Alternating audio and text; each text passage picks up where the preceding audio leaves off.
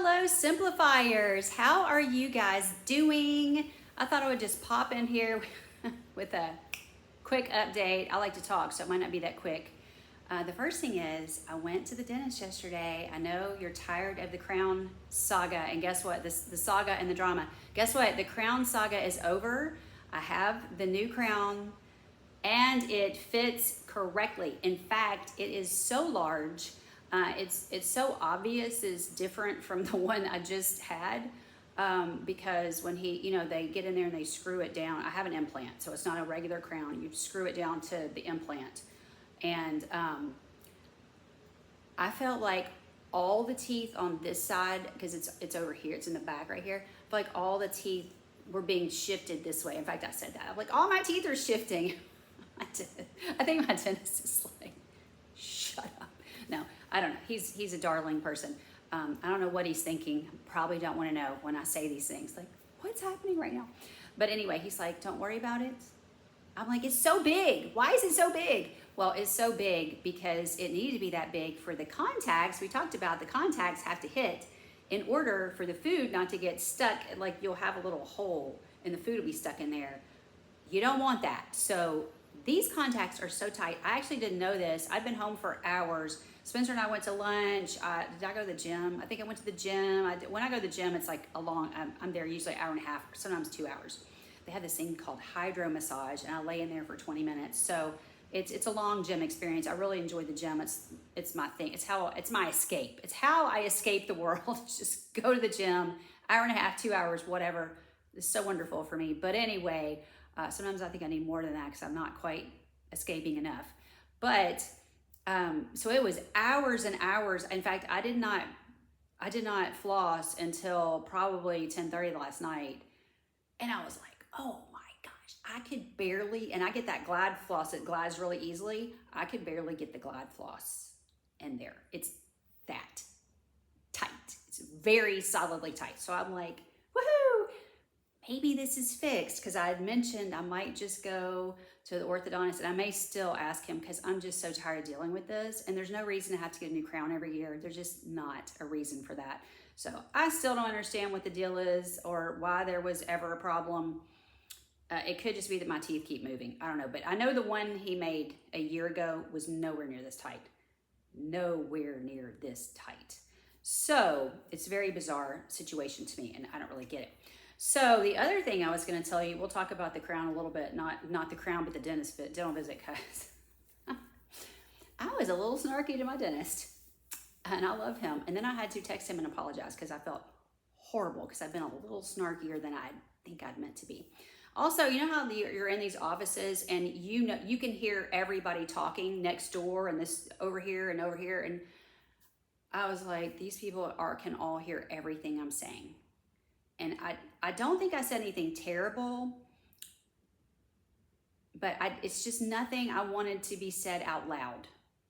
I would have rather been by myself with him off in a corner somewhere. You know what I mean? Like, if you're going to tell somebody something, you want to be in a really quiet place where nobody else hears. So I'm wondering how many people even heard what I said. Now, apparently he wasn't offended, or he's saying he wasn't.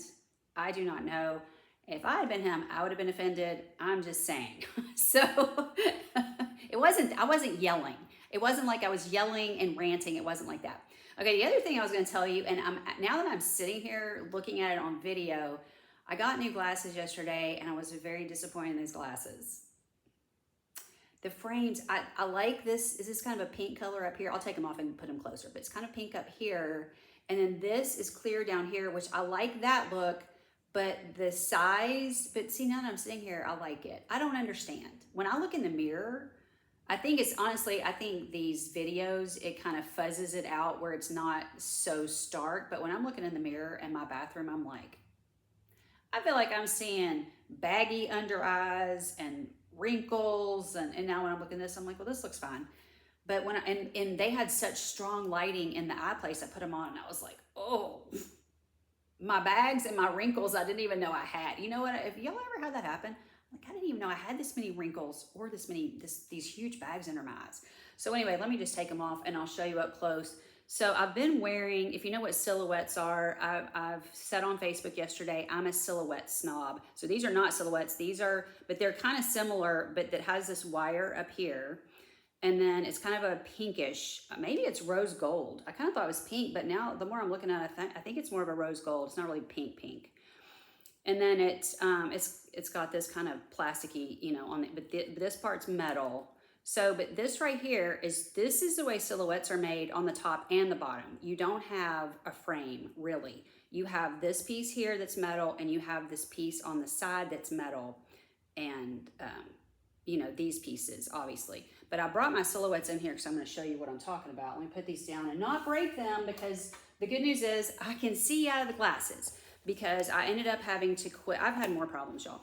I had to quit my eye doctor because she became insane and told me that the left side was as clear as it was going to be, and that was just the way it was going to be. And I was like, I'm 56 years old. What do you mean that's the clear?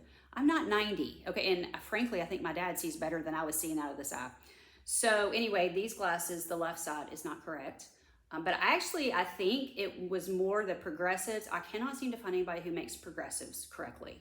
Do any of y'all ever have problems with your progressives?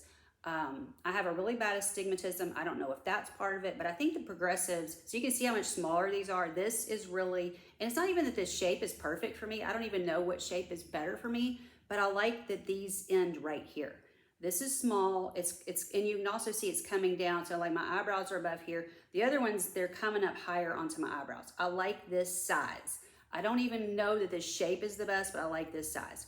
So basically what has gone on, this side, as you see that there's no frame up here. You have this metal piece here. You have the metal pieces here that hook on right here, and there is no frame. This is what I like about silhouettes, that you can barely see them. And then this part is metal, and it also folds like that. It's very weird and different.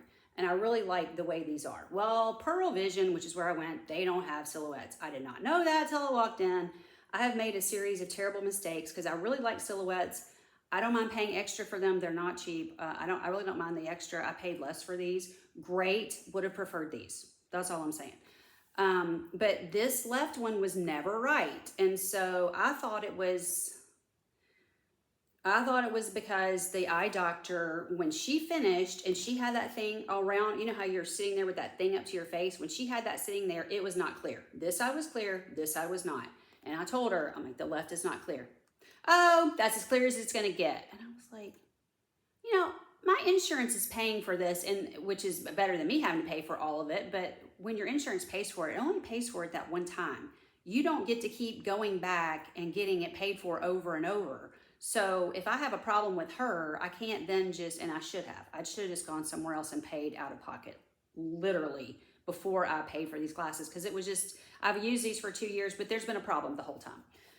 But then I think what I figured out is the progressives. I'm not even sure it was whatever she was doing. That was maybe part of it. But when I got these, the left side's perfect. The right side is not as bad as that pair, but the right side, there's definitely something. There's something off. But I can see so much better. I do want to go back and talk to them about it, and who knows if I'll get anywhere with it. But I mean, like just right now, I can already see so much better. Everything was fuzzy when I was, and I can still wear it. I mean, like I can wear these and drive and whatever, no problems. But just sitting here, I could tell it was fuzzy. But anyway, you can see how much bigger these are coming up. Not that my eyebrows are the best thing ever, but they're coming up above my eyebrows or sort of into it. I don't really like that. I don't like that they're coming way down here. And honestly, I feel like they're too far over this way. Well, just a series after series of bad decisions. And that's one of the things I just wanted to kind of, hit the table. Wanted to kind of chat with you about, because I was going through this thing with the crown, which was very, as you heard from all the stories I told about this was a very annoying situation. I don't believe it was anybody's actual fault. When he came in and he was like, hey, how you doing? And then he laid me back. He's like, I'm gonna, lay you back here. And then he starts telling me about the crown. I'm like, I don't want to know. That kind of started off because I'd already thought to myself, if he starts telling me, because I already knew she had called me the very next day at about 9:15 in the morning. And I thought, there's no way that thing just got delivered. There's no way. that thing was, because it had been, remember, it had been checked in. They had checked it in as if it, I think I already told the story. They had checked it in as if it were there, but they could not find it. Now, look, people make mistakes. The problem with this situation was every step of the way, people were making mistakes. So it wasn't like this was just one mistake, they just lost it, not a big deal. You know, I would have never said a word. But for crying out loud, everything that's happened has been one mistake after the other. Like the lab screwed it up. And what they sent was not even the correct crown for the implant I have. They have apparently like first generation and second generation. These, like, they sent the wrong, for the wrong generation, if that's the way you know, kind of like if you talk about a first generation iPad or a second generation iPad, it's kind of like that. Like mine was the newer one, and they sent the crown that would be for the older one. Well, why would you do that? You know, and he's like, well, I think I made a mistake. He never told me, and he was trying to blame the whole thing on himself. I don't believe he made a mistake. And I'm not saying he can't make a mistake. I'm not saying he's not, that, you know, he's perfect or whatever. I never, ever thought it was him. I always thought, and I said to him, oh, I'm sure it's the lab, because I thought it was the lab. Well, then they somehow got it together. I did not ever have to go back in. He said, you may have to come back in. We may have to start over with the whole, you know, mapping process. I didn't have to do that. Somehow, somewhere, somebody figured it out, right? I'm thinking it was the lab that figured out, oh, we got the wrong thing, right? But what I'm saying is, one problem in my life, and I've had several things going on at once, so it's not just one, made me go to the Pearle Vision and make a bad decision on these glasses that now I don't even like these glasses. Now, I will tell you what I do like about them. Number one, I can see. There's something not quite right over here, but I can see so much better than I can with the other pair. So I'm not even that focused on it. The first day I was kind of focused on it, and then today I was like, you know what, actually it's not really bothering me that much. I do want to go talk to them about it, because I do think it is something distorted that they have done at their lab. On the other hand, if they take this and throw it away and remake it and it's worse, I'm almost like, I can see pretty good right now. Maybe we just leave it the way it is. And this eye's great. I haven't seen great out of this eye because of whatever went on with the other pair. But anyway, there's two things I like about these. Number one, I can see. I'm very happy I can see. The other thing is I don't know what it is with the, I think there's one downside, or for me, I don't know if it's just me or if it's everybody, but for me and the silhouettes, somehow the way those glasses sit, my eyelashes are rubbing against them constantly. And so all day long I have a smudge, and it's, you know, right here. So it's the upper portion. And of course those are smaller. So the upper portion is more kind of like right here. So I'm looking through the smudge all day, and then I'm constantly having to take them off, and I've got the little cloth they give you, and I'm being really careful to make sure, because I don't want to scratch my glasses, so I'm using their little cloth and all that. But that's one thing that's not happening with these. I have had these on I actually left the house really early this morning, and these are still clean. So I didn't have the whole day of taking these off, cleaning a smudge, or cleaning a house all day with a smudge on both sides from my eyelashes, whatever they're doing with these glasses. So I will say that also these are not uncomfortable, I thought, because they're heavier, and I was like, oh, great. Another thing about silhouettes, they're just lighter weight. They just are. If you have a really thick, like, I don't know, these don't look that thick. I feel like they whittled these down pretty small, even maybe thinner than the silhouettes, which is interesting to me. But if you're as blind as I am, and you've got astigmatism, and you're just blind as a bat, and then you need reading glasses and all these things can get thick and heavy. So these are heavier, but they're, for whatever reason, I think they've actually got them adjusted properly where they're not bothering me. I can't even really tell, like, when I just first put them on, you know, obviously I can tell they're on, but I can't really tell they're on. They're not really bothering me. They're not bothering me back here. There's some really positives to this, and I really do want to stress that, because I'm sounding negative, like, well, I just don't really like them. But it's my fault. I picked them out. I made very bad decisions the day I was in there. I was just like, I just want to get this done. I'm sick of this over here, this problem I'm having over here. I'm having this problem with the dentist office. I'm having this problem over here. And then these stupid glasses, you know, and it's just like one thing on top of the other. And then you make a really bad decision that, I mean, I can't get or they will not pay for me to get new frames for 2 more years. So I'm basically stuck with these, or I can wear these old ones where I don't see quite, I can see good enough. I mean, it's not hard. He told me it wasn't that far off. It's just, he said I'm very like sensitive and kind of particular. I think probably a little bit OCD about how well I'm seeing. So anyway, I did want to say some positive things about him, but just to say that I feel like, why was I in such a rush? I had just been to the eye doctor, and it wasn't like it was some big rush to pick the glasses out right this second. I could have taken a few days to make a better decision, but I didn't. So here I am stuck with these. And my glasses, I don't know how much you guys' glasses cost, but because I've got, like I said, I've got a real bad astigmatism. I've had 2 people tell me that in the last 2 weeks, so it's real bad. And just all the, the reading glasses and all the things. These are like $800 glasses by the time everything gets said and done. I only had to pay I think I paid $270. But if I had to pay out of pocket, it's going to be more than $270. You see what I'm saying? So I don't know. I feel like I'm just stuck with these, and I think I'll get used to them. I'm not, again, I feel like it's dragging my face down. One of the things when I first looked at them, I was like, oh, this is just dragging my face down to where it's making my face look longer than it is. And I don't know, like I'm more drawn out than I should be. I don't know. You guys can let me know. I posted it to Facebook. The funny thing is, the first picture I made was horrible. And I don't know if it was the lighting. I was in one room, and then I was like, I feel like I make better pictures in the kitchen. I'll go in the kitchen and make a picture. And my hair was down. I put my hair up, went in the kitchen and made the picture, and it looked fine. And everybody's like, I love your glasses. And I, of course, was complaining because I do not love it. To me, they're just too big. They're too long, too wide, too much. But I do like the color. So they're not, I think probably from afar, you probably wouldn't even be able to tell I had them on from like way over there. So anyway, let's get back to the dentist, because I was a little snarky to my dentist, and I love him. He is like the best. He's just the nicest, kind-hearted person. He's just a really good person.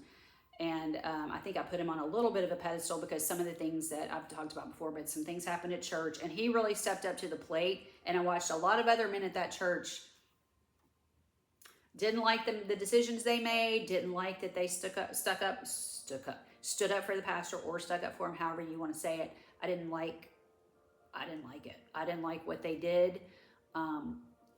Gathered around him as if he were a god, and didn't make him pay for what he had done. I mean, there should be consequences. When you do things, you shouldn't have a group of men surrounding you, patting you on the back, telling you how great you are. And that's what was happening. And this guy stood out because he did not do that. And he was vilified up and down. So I think I put him a little bit up on a pedestal, which probably I should not. That's probably a me thing.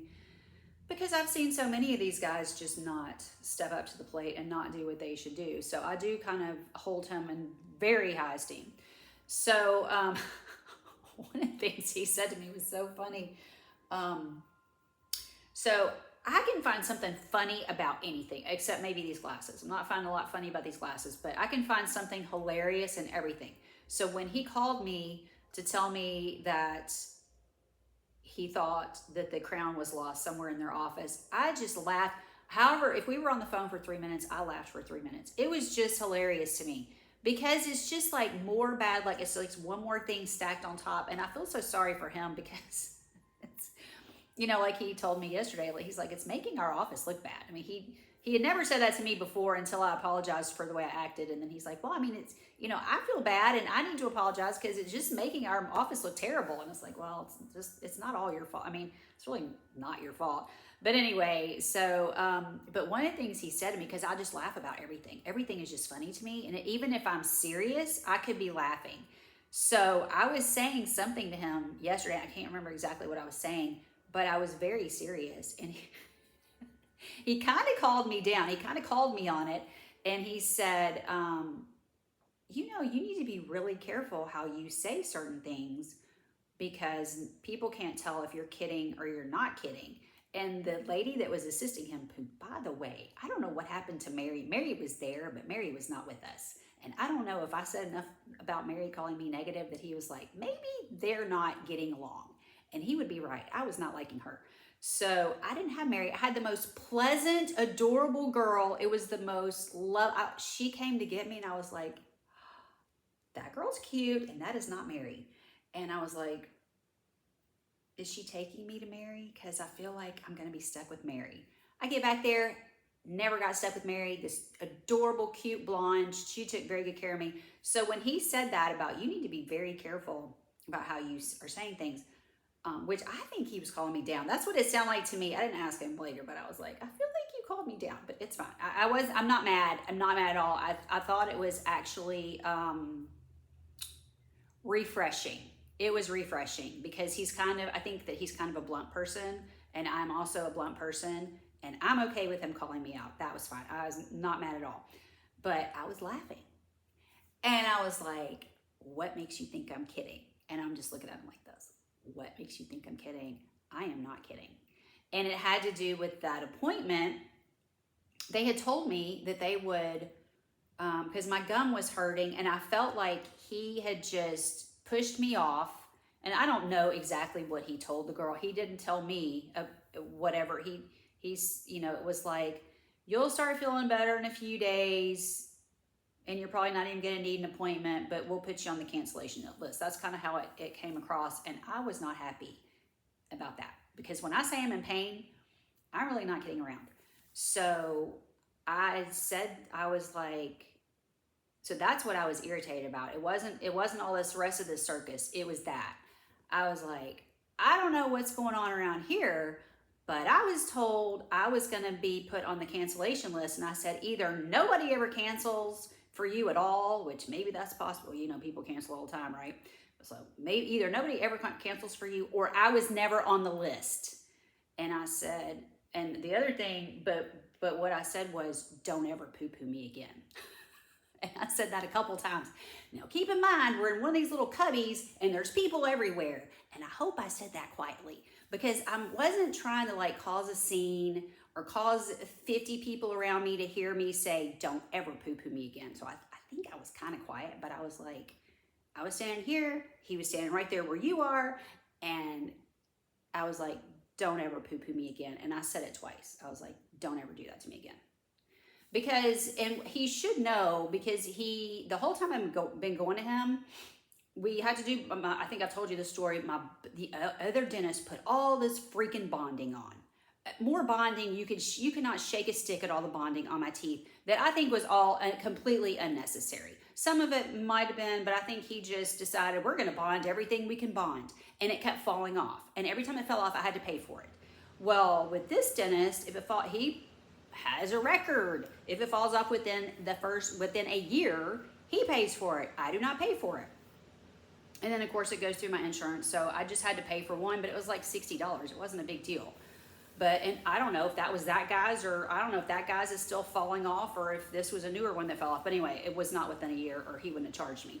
So anyway, I forget where was I even going. I hate when I get off on some little tangent. I don't even know what I'm talking about. But my dentist doesn't charge me for all these little things. But this dentist was like bonding everything he could find. I don't remember where I was going. I hate when I do this. I just hate it. I don't know. Where was I going? It's a long video. It doesn't matter. I'll think about it later, and we'll talk about it some other time, I guess. But anyway, the point being, I left there. Okay, so I said that to him. I left there.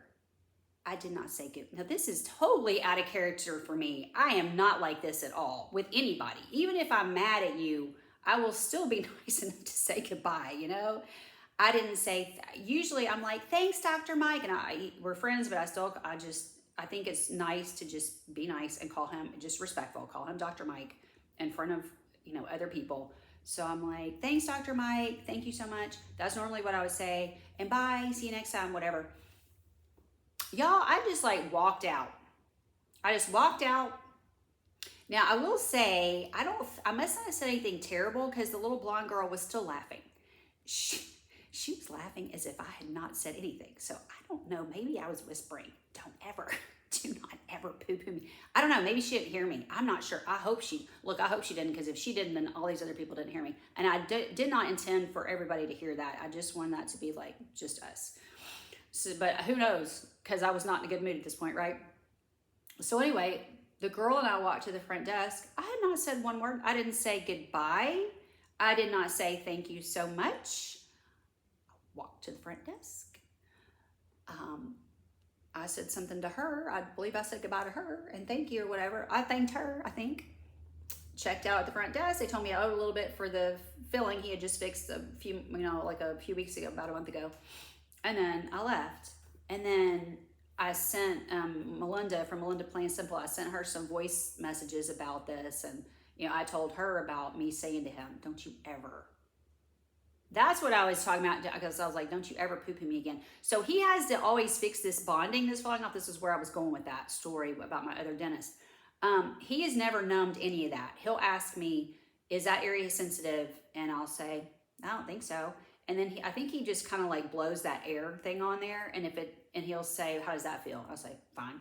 And he doesn't numb it because he's known from like day one, I'm not into I don't want the shots. Now, obviously, if I need, I haven't had a cavity, I don't think, since I've been with him. So if I haven't had a cavity, I have not had a numbing, and I don't remember him numbing me.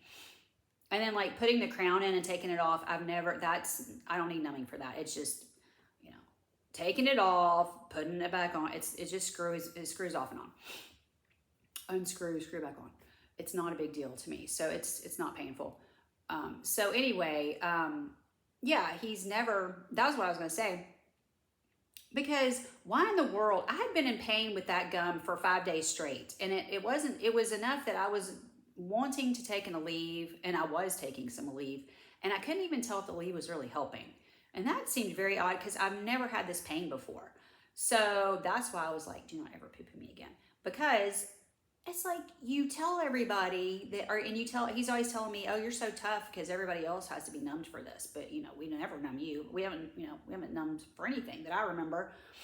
And sometimes it'll hurt just a little, and I'll be thinking, oh, maybe I made a mistake. And by then he's about done. And I'm like, oh no, I didn't make a mistake. Thank goodness he's finished. He's finishing up. But I'll sit there and I'm like, I wonder, can he feel that I'm clenching? I'm like clenching my fist or something, like, because that's hurting just a little bit. But he's never said anything, so I don't know. But I would think he'd kind of feel that I was getting tense. So anyway, occasionally there's a little bit of a tinge of something that's short-lived. It's never been enough that I cared that I did not have the numbing shot. But anyway, that was my point in saying all that, was I've had all this stupid stuff fall off in my mouth, and he puts it back on. He doesn't numb me. It's gone great. We've never had a problem with it. And then I'm saying, this is hurting enough that I want to come back in. And I felt like I was being poo-pooed. That's where I was trying to go with that. Even though I've been tough up until according to him, I don't think I'm that tough. But anyway, he feels like I'm pretty tough because I'm like, no numbing. I do not want to be numbed. I can handle a half a minute of pain or whatever. I can deal with it. So anyway, when I was sending Melinda voice messages, I didn't feel guilty at all. Listen, I got home. I'm not even sure, it might have been before I got home. I started feeling so guilty about whatever I'd said, and I really was, how you said things, you're not exactly sure what you said or how loud it was or how many thousand people heard you. Did 50 people in there hear me, or 10, or just the girl and just us? And she was laughing, so I'm not even sure she heard it. I don't even know, or she thought I was kidding, as he did. He wasn't sure if I was kidding or not, and he said so. And then she was like, what are you even talking about? He's like, me. I'm talking about, I can't tell if she's kidding or not. Now, see, right now, that's hilarious. That's what I'm saying. Everything becomes so funny to me. The whole thing is funny. So I sent him this message, and I said, this was like at 9 o'clock last night. Because I was feeling very guilt-stricken about this, and I don't usually feel that guilty about, if I've think I've offended somebody, I don't feel that. I probably should, but I don't feel that guilty about it. I felt so guilty, and I thought, what if he just never wants to talk to me again? And so I sent him a message probably about 9 o'clock, and sometimes it takes him a while to answer a text. He doesn't always answer a text, but he usually does, but sometimes it might take him a while. So I was like, well, I'm just going to go take a shower, and I'll just check my phone later. So I did. I checked it probably an hour later. I think he texted me right back. But I was like, I was mean to you, and I don't even know how to apologize. And I walked out and didn't even say thank you or goodbye or anything. And I just feel really bad about that. He was like, he's like, you are the sweetest. Dude, I'm not feeling so sweet. I feel like really guilty. I am guilt ridden because of the way I kind of spoke to you. I don't know. So anyway, he's like, for whatever you thought you said. I was like, okay, did you not hear what I said? Because I kind of heard what I said. And that was kind of snarky. So anyway, I think all's well that ends well. He said something about the, I should be apologizing because this is when he said it makes us look bad in this kind of circus of appointments, which is true. The whole thing was a circus. But then you look back, like, whose fault was it? Well, clearly somebody did something with the crown. But then he mentioned, and I was wanting him to shut up because I don't want to hear about it, but he mentioned something about the packaging had changed. Well, that's not his fault. That's not the lab's fault. That's, whose fault is that I guess the lab changed the packaging. But you know what I'm saying? Like, whose fault is that anyway? So I can't really blame that. The only thing I would say is that somehow I was never on a cancellation list. I will say that. I know I was not on a cancellation list because I still have never gotten a phone call. Because what she said was, by the time you get a phone call, I think that you'll be over this. And I guess that's probably what he said. And I was like, well, I don't think I'm gonna be over it. And it had still been hurting. It hadn't been as bad. It had dialed back for sure. So it hadn't been hurting as bad. And so obviously, if it had kept hurting like it was, I would have been like, listen, I don't feel like I'm on a cancellation list. Can you please find me an appointment somewhere? Because this has got to be looked at. But I kept thinking the thing's coming in. I've got the appointment. Then the appointment got moved again. The circus thing again. So anyway, my whole point in coming to you today was to tell you, when you have some bad circumstances and things are causing you anxiety, don't then go make another bad decision, which was these frames. I rushed my decision. I didn't take any, but Spencer would be useless because he's like, oh, they look great. I'm telling you, I could put a sack over my head and he'd be like, with eye holes, and he'd be like, looks great. Looks great, Diana. Looks fantastic. So he's not really the one to take, but I went in there by myself. I didn't have the good sense to take somebody with me, or at least pick out a frame and then make a picture. You've got a phone in your hand, right? Make a picture and think about it before you be like, oh yeah, let's order it right now. Like, what was I doing? Why? So anyway, I guess that was kind of like my whole point. Don't go out and make a series of bad mistakes because you've got this anxiety over here, over this situation. I have tons of anxiety about my dad. My dad fell again. Yay. I have a lot of anxiety with him. Just a lot of things going on. I just started CBS with the kids, which is community Bible study. Just started that up. I had some anxiety around that. The woman who is leading that is in her 80s. I think she's around 82. And I feel like she's going downhill, which doesn't surprise me at all because we all see what happens. I've seen what happens with my parents. I've seen declines. I'm not surprised she's going downhill, but it's almost like something is not quite right with her mind. And I'm already I'm seeing it quite a bit already. And I'm like, oh no. Oh no, you've got a full year of this? Oh no.